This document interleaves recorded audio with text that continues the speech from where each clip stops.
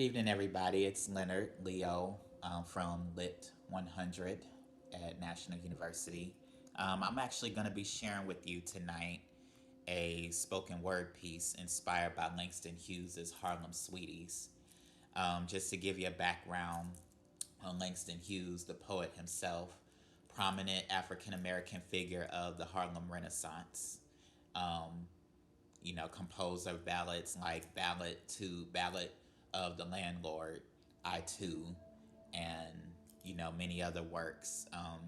The Weary Blues, a compilation of poems of his and autobiography and all encompassing. But this poem is simply centered around a male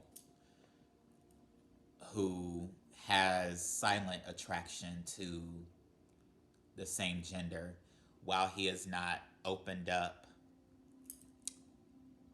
vastly regarding his sexuality or even explored it in the physical sense. The emotional attraction that is silenced and his fear to act upon that, sort of a juxtaposition to Langston Hughes, his poem Harlem Sweeties, in which he basically describes the beauty of women in Harlem at that time. Of course, in that period, Harlem was known for its provocative behavior, its sensual elegance, I'll say, its sensual elegance. But Langston Hughes in this poem, which I dearly um, love with everything inside of me, he simply, without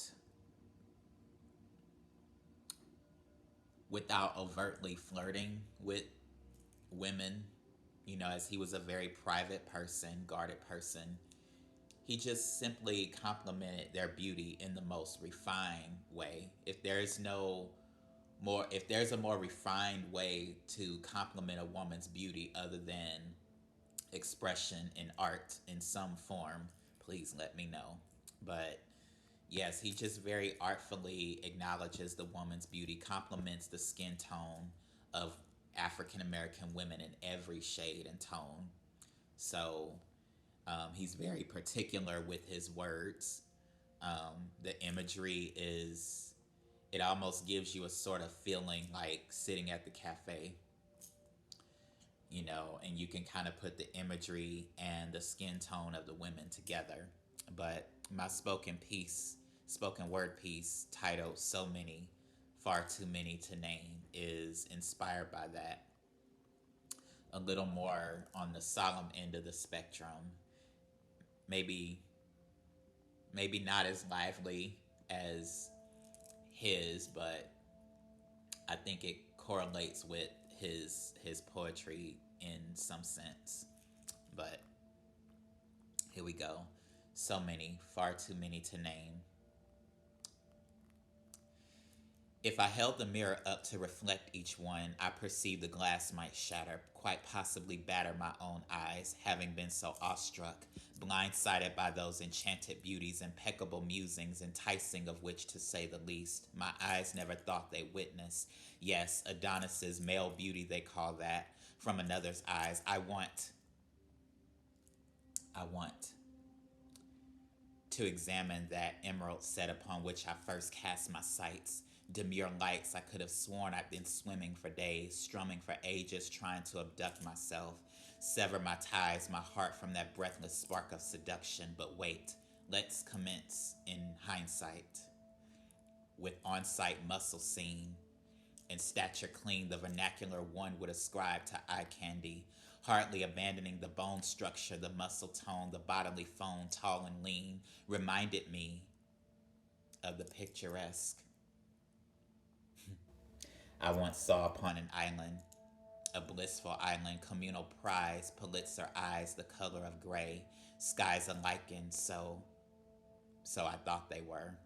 By his touch, a solemn tone and a sultry whisper, a boisterous whisper, they could have had me fooled, or even the. No, I'm talking too much. Won't replay that one. Never mind. Won't recite that one, might requite erotic delight, a smite to the unsullied mind. A wonder mine is still intact after that. All of that visionary wonder supplied to me. Explosions silently, implosions violently, catastrophic eruptions, violent corruptions from inside out tore me, from cerebellum to soul and gelatin. I can hardly keep my feet still, the pounding thrill wandering amidst each passing, my stillness amassing, anxiety from every second's worth of manly perks, a Percocet that won't keep me awake.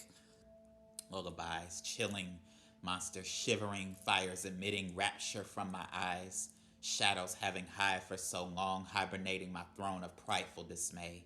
Bountiful rays of sunlight, infatuations of bright, elaborate intent, having spent time affront the mirror.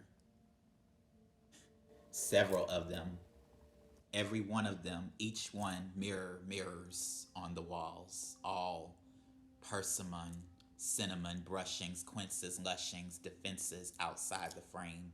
I pose them, encapsulates all in the name of psalm writing, all of them enticing, astonishing in their own right. Smite, splat to the ground. Glass abounds, 5 discarded, 9 bombarded, 4 remaining, more arising, none of them fading.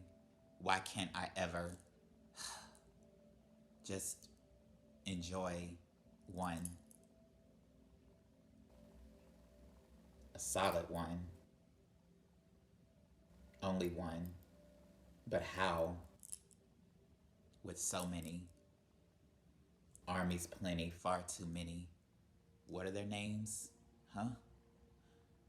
Exactly. So many, far too many to name. End quote. Attractions gone mad, possibly insane. No, no, not the attractions. The silent man with them.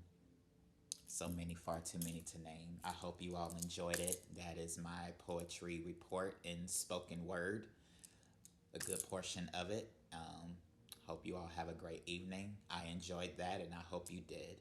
Take care and have a great one.